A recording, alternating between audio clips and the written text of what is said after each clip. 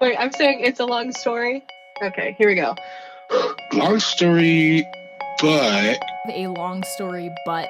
Oh, long story, but... Long story, but... I get it. In this episode, we're going to chat with my dear friend, Annie Caruso, a doctoral candidate at the University of Oregon, an archaeologist by training, who's doing incredible work to decolonize the discipline through ethnography with subaltern source communities. Oh, long story, but... Archaeology has a long way to go, baby. I'm not sure. The longer I work and the more I dig, no pun intended, or pun intended, I don't know, the more I question about whether it should survive.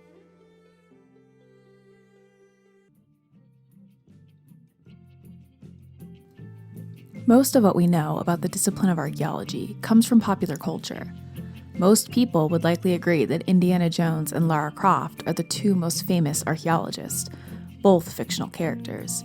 And what makes them compelling or exciting enough to boast large franchises is the intense dramatization of the discipline of archaeology. As an undergraduate anthropology major, the umbrella discipline for some archaeology programs, I took a class called Temples, Treasures, and Tombs.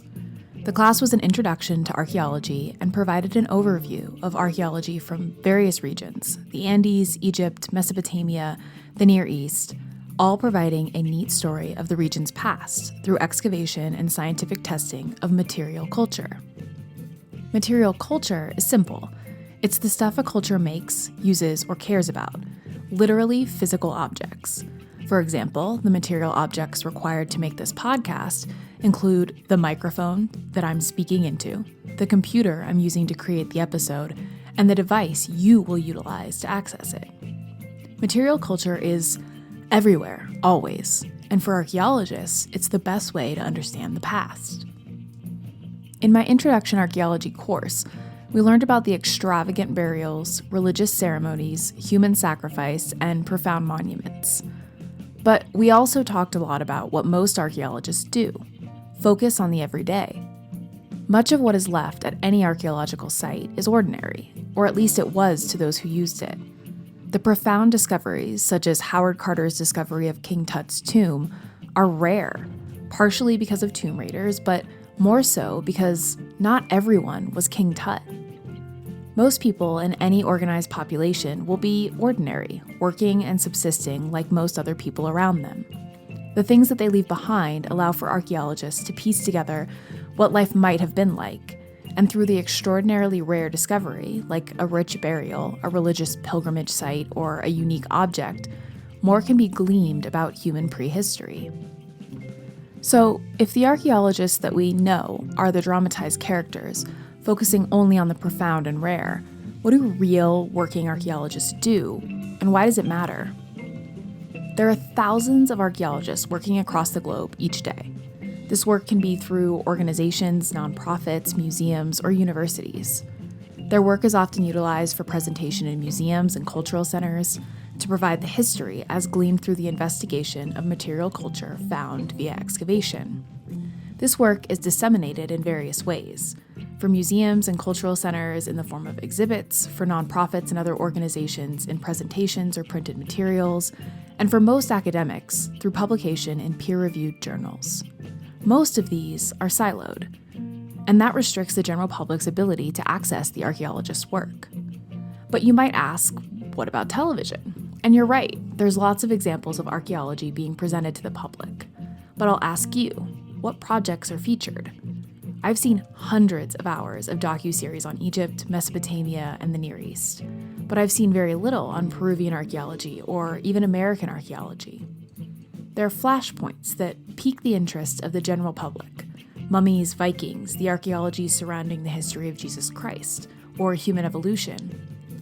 These topics are shared widely and are most likely the kinds of archaeology an average non-academic has access to, given they have a television or the internet. These are the things that we assign relevance to. Though there is archaeology happening everywhere, teams of people all hyper-specialized with unique and specific questions are digging into the earth and removing pieces of material culture that may be a piece to the puzzle that they're working towards understanding. But what happens when people come from far away, another country, another continent, with questions about your culture?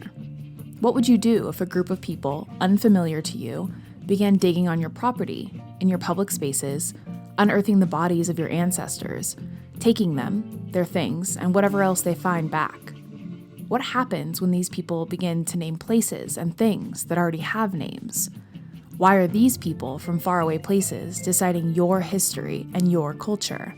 Why aren't you a part of this process? These are the questions that Annie was asking, and what led her to her research. I didn't even know what it was called. You know, I don't know if you've ever experienced this where you have a desire to do something, but you don't have the words for it. I basically was super interested in this, and a former colleague of mine was trying to woo me back to grad school. Somebody who had mentored me when I was an undergraduate and was like, you're too smart to be doing these BS jobs that you're doing, you know, which was kind of classist, but whatever. And he was like, you should get back into academia. I know that it kind of broke your heart to leave academia after you couldn't do what you wanted to do. And I was like, well, I'm really interested in doing analyses of how archaeological practice impact host communities. And he was like, well, I have a decade-long project that you've participated in. Why don't you come and do an analysis of that? That kind of put me on the course where I was. And so to apply to grad school where he and his project were based, I was trying to put it into words of what I cared about. Like, I cared about the local communities. I felt their perspectives were missing, but I wasn't at all tapped into like post-colonial discourse at all. I hadn't read any of the materials. These disciplines are so siloed. Pedagogy of the oppressed, that had worked its way into common discourse in like education, for example. But me being an archaeologist, there is a pretty well-kept secret that archaeologists are not trained up with the same social theory that cultural anthropologists are. So a cultural anthropologist might be really familiar with post-colonial studies and decolonization as a notion, despite working professionally and in higher ed with archaeology for 6 years. I had never come across that discourse, nor was I required to.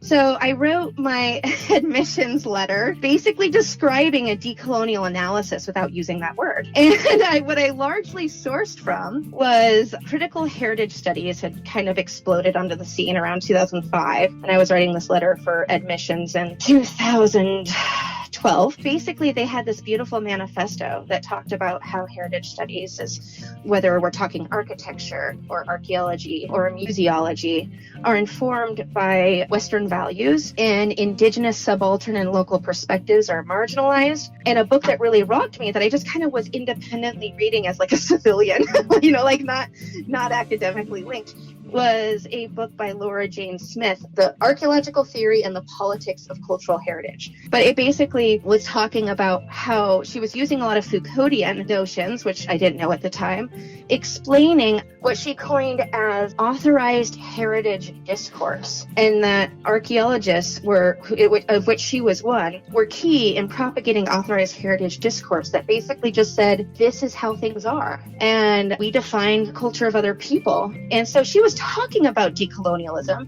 but she wasn't really using those terminologies. So I really tapped into that and found out she helped pen a manifesto that helped create critical heritage studies as like a subfield of archaeology. And that's kind of the mode through which I wrote my statement of purpose to enter grad school. And in my first year, God bless her, a cultural anthropologist who was salty and didn't like most people, but somehow liked me, took me under her wing. And she's like, oh, little bird, you don't have the words.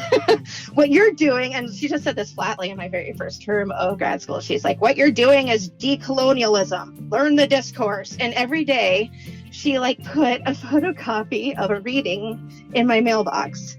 And then I was like, oh my God, this is a whole new world. And this is exactly what I want to do. I now study the impacts of archaeological practice upon local communities. And in particular, the community where I work is a subaltern community filled with people who are descended from enslaved populations of the Caribbean, who have a daily experience with marginalization, global inequality, and the harmful ongoing effects of colonialism. But why archaeology? How did Annie get started? I love to find things. Ever since I was little, I would scour the ground everywhere we walked, whether it was for shiny chestnuts or seashells or, obsidian flakes or something. Unfortunately, I'm sure the Indiana Jones movies made it seem very cool with fighting Nazis and all of that. Then I became intensely religious when I was in middle school and high school, and thought, I love to find things and uncover things and talk about history. And I also am really fascinated by the Bible. Maybe I want to work in the Middle East and work with this material culture. So I did that for a big chunk of my academic life, maybe 6 years, working in ancient Near Eastern archaeology of the Levant for the Bronze Age and Iron Age. Then I became more interested in how the practice of archaeology was political and really interfered with local communities who lived near the sites or who saw that material culture as part of their patrimony. Fast forward several years later, and I came back to grad school. So studying the impact of archaeological practice became what I focused on, and here we are. So, how does one study the impact of archaeological practice? I've kind of tried to intellectually trace the genealogy of decolonial studies and the impact on archaeology. These notions did enter archaeological discourse pretty much, decolonialism became sexy in culture anthropology in the 70s. There's pretty much like a 20-year lag between the social theories of cultural anthropology entering into mainstream archaeological discourse. So we start to see a movement called post-processualism in archaeology in late 80s, 90s, where people, the first step they had was realizing that archaeology is not objective, that you don't have a neutral party just writing how things were in the past. It is a political exercise, very subjective, and it has real impacts on contemporary populations. It can be used as a systematic tool of oppression and has been for subaltern and native groups. So that started in the late 80s, early 90s, but then you got an explosion of feminist studies in archaeology, which are interrogating other views that have been oppressed within the discourse. And I wouldn't say minority because women are over half the population, but that started in the late 80s. Then post-processualism kind of grew out of this progressive movement within archaeology. And then native voices really started agitating for more space. And that was kind of the fruition of the American Indian movement in the late 70s in the US. But in the 90s, we have flashpoints like NAGPRA, Kennewick Man. NAGPRA, the Native American Graves Protection and Repatriation Act, was enacted on November 16, 1990. The act requires all federal agencies and institutions that receive federal funding to return Native American cultural items to the descendants and culturally affiliated tribes or organizations. NAGPRA was huge, as it legally enforced cultural items to be returned to their cultural owners, rather than held by federal agencies or universities. Many long-standing cases of human remains and cultural objects that were taken unlawfully from Native American homelands now had legal standing to be returned rather than be displayed, or more often held in storage, though the process is slow and cumbersome. The United States government has, for as long as the state has existed, created laws written to intentionally disenfranchise populations indigenous to North America. While NAGPRA was a huge win for Native American tribes, it only enforces repatriation of federally recognized tribal materials, meaning tribes or cultural groups that have not completed or do not fulfill the exhaustive and extensive requirements for tribal recognition have no legal rights to reclaiming their cultural objects or ancestors. Additionally, NAGPRA is only applicable on federal lands, which means anything found on state or privately owned lands is not required to be returned. NAGPRA was and is incredibly controversial. There's tension between the scientific community, who carry a desire to learn from these excavated remains and objects, and the humanitarian perspective of human rights to their own culture, history, and ancestors. And because of the inherent colonial practices of the United States government in relation to indigenous populations and North American tribes, compliance with NAGPRA can be intensely complicated. The Kennewick Man is one such example. A skeleton found on July 28, 1996, near Kennewick, Washington, was claimed by the federally recognized Umatilla, Colville, Yakima, and Nez Perce tribes. Each claimed him as an ancestor and sought to rebury him. Kennewick, Washington is recognized as the ancestral lands of the Umatilla, though because of the historical enactment of laws to remove, erase, and assimilate Native peoples, the legality of ancestral homelands is complex. Populations were intermixed, moved, and forced onto reservations through colonization and the enactment of Manifest Destiny, the movement west. Thus, many archaeologists insisted that due to the Kennewick Man's age, dated to be about 8.9 to 9,000 years old, there was not enough evidence to link him to any specific federally recognized tribe. Scientists also argued that his great age made him incredibly valuable to the scientific community. While DNA testing has proven that the Kennewick Man is most genetically related to Native North American populations, it wasn't until 2016 that the House and Senate passed legislation to return the skeletal remains to the Coalition of Columbia Basin Tribes, including the Confederated Tribes of Colville Reservation, the Confederated Tribes and Bands of the Yakima Nation, the Nez Perce Tribes, the Confederation of the Umatilla Reservation, and the Wanapum Band of Priest Rapids for reburial according to their traditions. The Kennewick Man was reburied on February 18, 2017, more than 20 years after his exhumation via excavation. 200 members of 5 Columbia Basin tribes were present. The location was undisclosed. NAGPRA and the Kennewick Man are one example of the ways that decolonial thought began to pulse in the discipline of archaeology.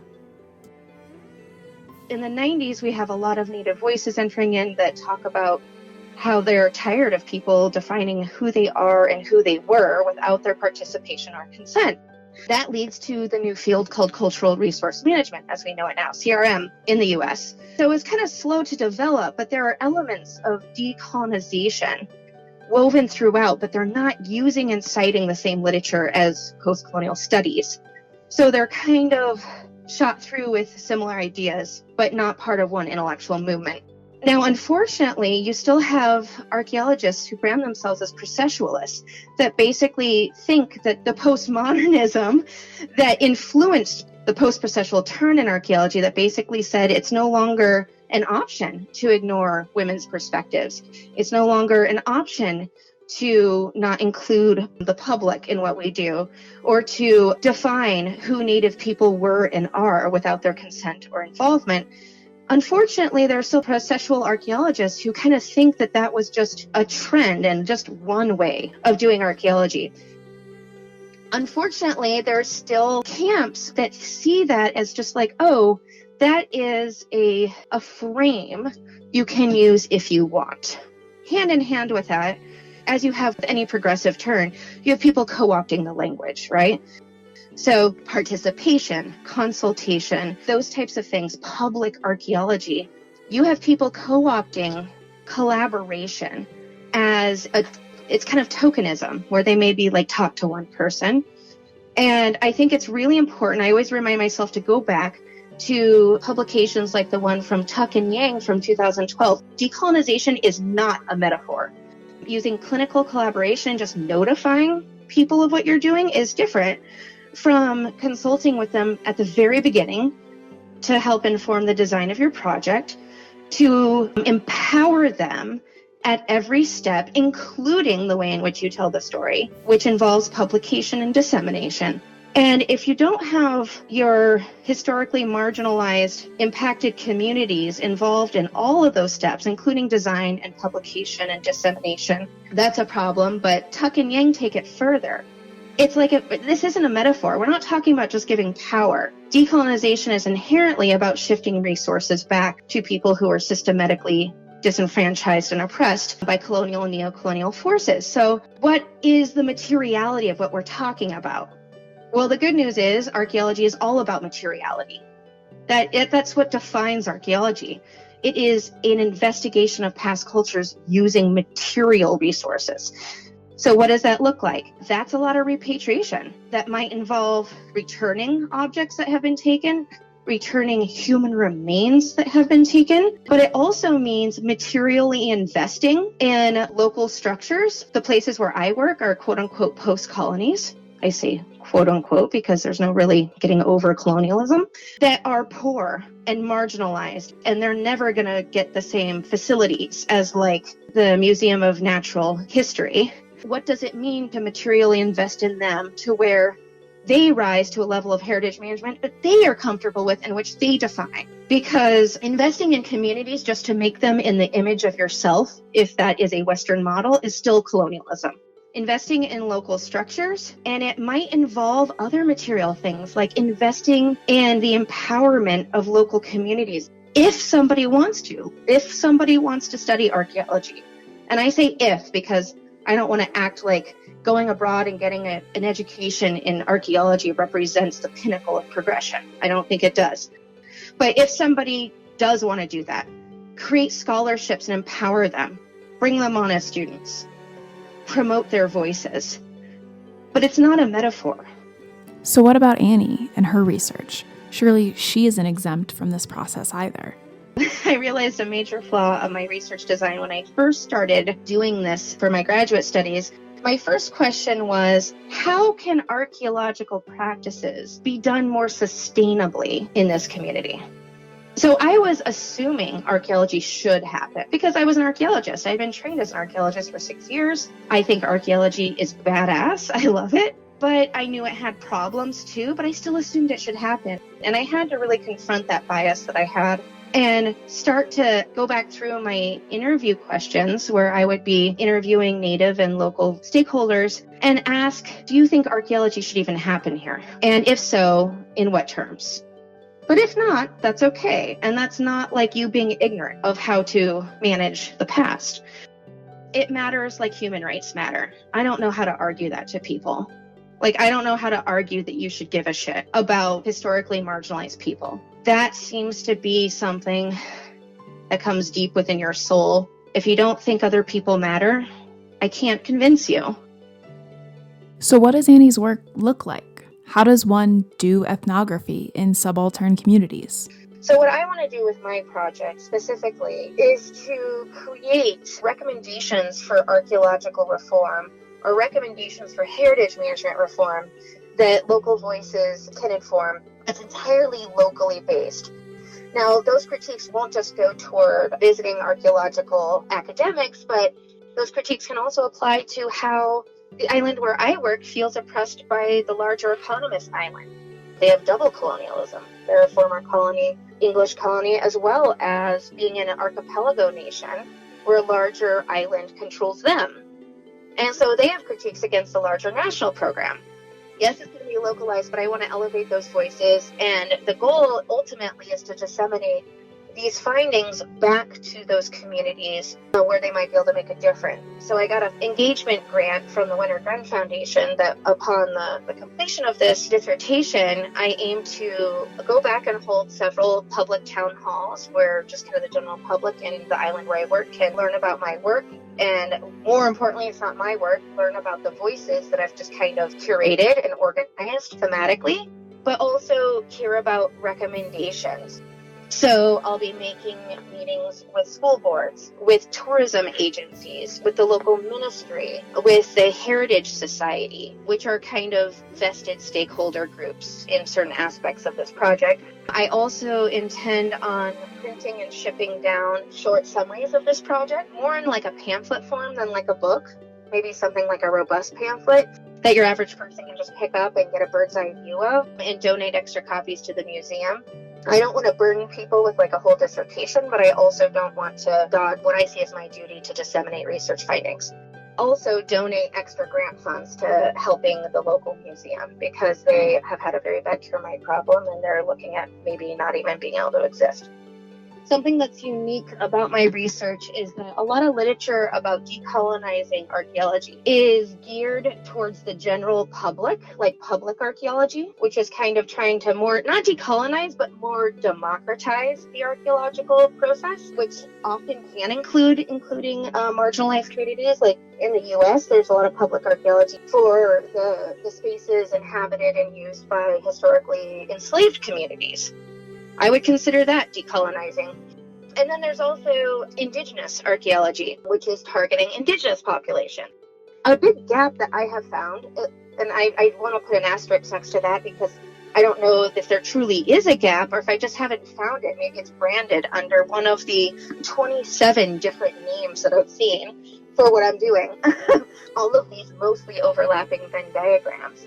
is an investigation of how to decolonize archaeology in quote-unquote post-colonial spaces, where you do have elements of indigeneity and elements of what we would pull from indigenous methodologies, like from Linda Tuhiwai Smith, who wrote like the seminal work in '99 on like decolonizing methodologies. But there's also other elements too, because not everyone in those communities claim to be indigenous, yet they are also have a shared history of colonial repression and disenfranchisement and feel exploited in similar ways, but they're not doing it through an indigenous lens. Yet they have forcibly been removed to these islands to where these are now their homelands.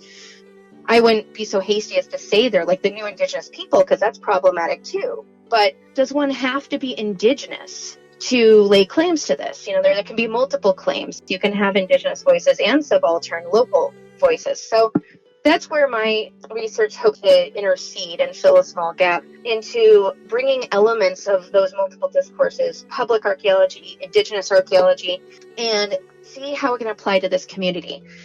Now, another thing that I had to learn and become humbled through in this process is trying to figure out where I can make things better if everything is so situational. Because that's something I learned, is that every single space has such a specific colonial engagement. Colonialism has damaged different communities in similar ways across the board, but there's also a lot of important localized differences that will inform different traumas, create different triggers. And there's also, in tandem with that, a genealogy of local fieldwork that has taken place.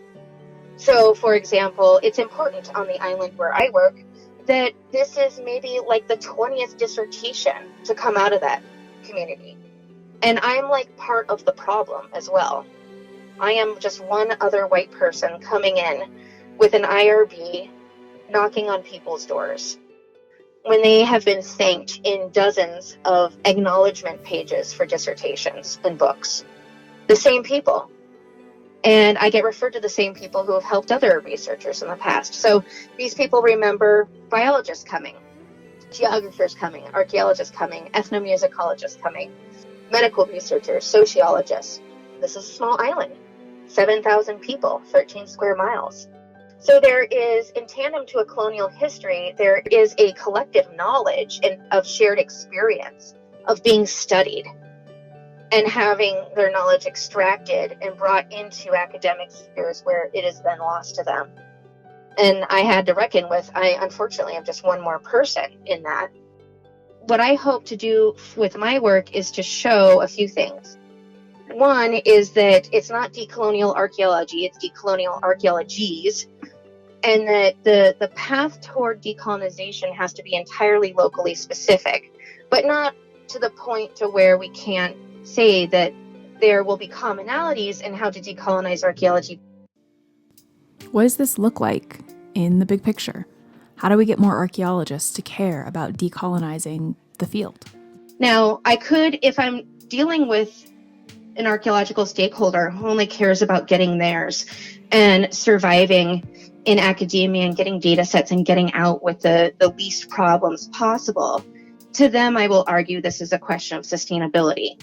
To them, I will make the somewhat disingenuous argument that they're not going to have resources to analyze and collect and publish about if they're systematically ran out of every space they try to work in. They need to take the long view, that the path of least resistance often results in burned bridges.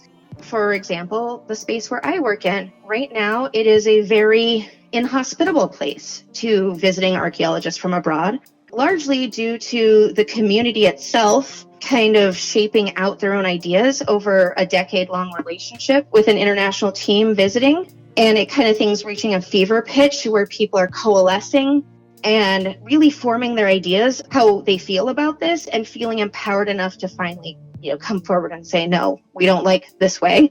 But a lot of voices say, yeah, archaeologists would be welcome if only they would do this and not that. I argue to people about sustainability, but it's a very unpopular argument to make. The deeper shift I think needs to happen, which is what Laurajane Smith was interested in. Should we even be there? And I have a committee member right now who I'm very proud of, who basically has agreed within her own ethics that she should not go anywhere and work professionally as an archaeologist, anywhere, unless she is invited. I know that seems silly and obvious. To civilians that would seem like, yeah, really obvious. But to academics, we literally act like we have the right to go in anywhere and do our studies. We get to, and why? The question is why. And you can have a lot of people who rationalize it for sexy grant proposals like, oh, climate change are drowning these resources. We have to go save them. But usually what it's about is I'm interested in this and I feel I have the right to do it. My intellectual curiosity and my ambition within my silo give me the right to do this. And so the deeper question, that's what these studies have been for me, is just peeling away the assumptions of every single step. And one of those assumptions is, why do archaeology? It's not the only way in which the past is preserved. The past is preserved in many other traditional forms that usually archaeologists don't respect as much. Oral traditions, song, dance, recipes. And what happens if something is lost? What are the stakes of that? Things are lost every day. Millions of things enter the archaeological record every single second of the day, and we can't save it all. So I think that the true future of archaeology isn't even digging. I think the true future of archaeology is documenting in tandem with local populations, whether especially prioritizing native and or subaltern. We don't need more material resources in our museums. We are clogged with them. We can't analyze what we have with a million lifetimes. We can't display it all.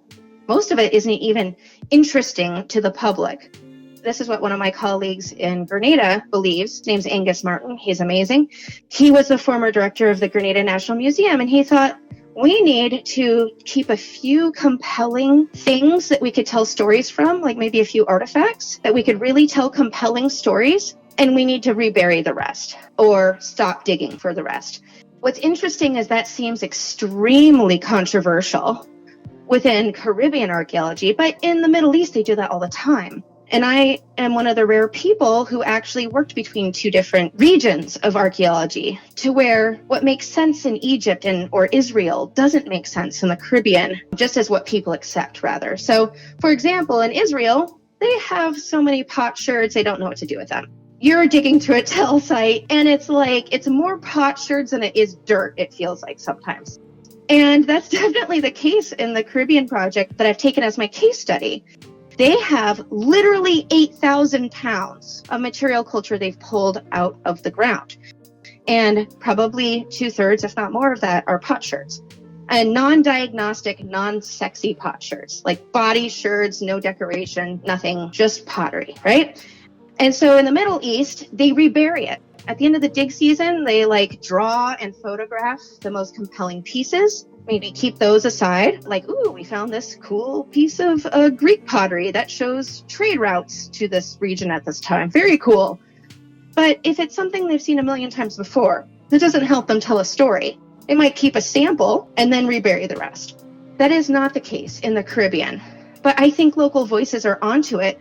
I interviewed one woman who said, that stuff's just sitting in storage, and it's actually a burden. We have to pay to store it. And the archaeologists are not helping us with that. Why don't we just pave our roads with these pottery sherds? That'll get people talking about it.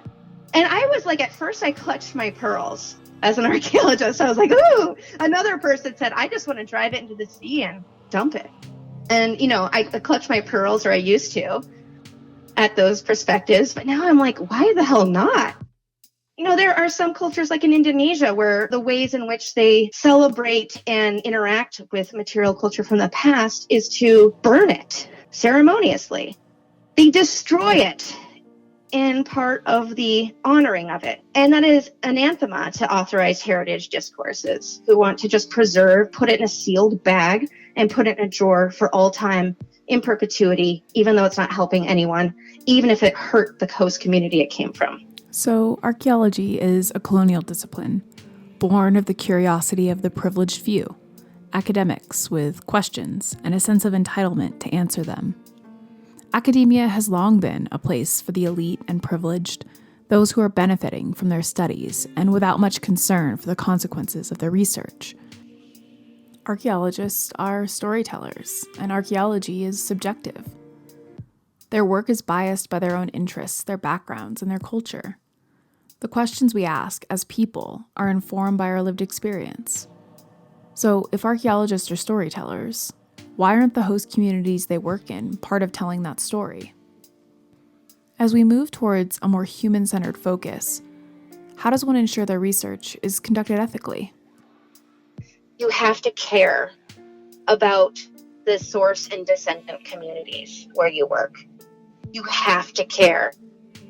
Even if that care means you don't feel anything emotionally, but you go through the motions like a psychopath. But overall, I think I mentioned at the very beginning of our discussion, nothing's really going to change until there is oversight and real carrots and sticks toward collaboration. And what I mean by that is the places where really things can change are study abroad programs, funding agencies, and home departments where these folks come from. Because a little known secret is if you fund your archaeological dig through a study abroad program where you basically charge undergrads who don't know anything $3,500 to spend a summer digging for you, you get free labor, you get to pay for all of your carbon dates off of these free labor in addition, them paying to work for you for free. There's also no oversight. The study abroad program doesn't do any oversight. The institution you come from doesn't do any oversight. It's just checking off boxes. You have to mandate collaboration. That's kind of how CRM worked, right? And that's how desegregating schools worked. It was not lost on people like Martin Luther King, who said making these forms of racist violence illegal won't change the culture overnight, but it still means that person can't legally get away with lynching me. There should be a mechanism to shame and marginalize people that run roughshod over populations who steal and loot and malign local populations as being ignorant and disengaged and not caring and barbaric in their practices. There is no downward pressure. It's not coming from anywhere. It's not coming from institutions, funding agencies, museums. It's frustrating. But you can't mandate ethics, so you have to find a place for downward pressure. And ultimately, I think that's where I'll be bringing those conversations after this analysis is done. Because this isn't a personal problem. It's not a personality-based problem. This is a systemic problem, institutional problem. And that's much bigger and harder to fight. There's a point where, let's say you have an old dresser and you want to sand it down and, refurbish it. And then you sand it and like the whole board rips off. And you realize that the critiques you're applying, here's my metaphor, the critiques you're applying destabilize the whole thing where it's not even itself anymore, So that's what I've been thinking about for archaeology, is wondering if it can survive in a future less colonial, I won't say post-colonial, but a future less colonial form. Will it even resemble this? I mean, I have a hard time seeing that, but I don't know. Hope springs eternal. Thank you for listening. I appreciate your support on this new project. I love to hear from y'all, so reach out on social media or email me at longstorypod@gmail.com. This podcast should be available on the listening platform of your choice, and if it isn't, let me know. Head over to that platform, rate, review, and subscribe. It really does help. Again, I'm truly grateful for your support. Until next time. Does any of that make sense, or did I just ramble for like an hour?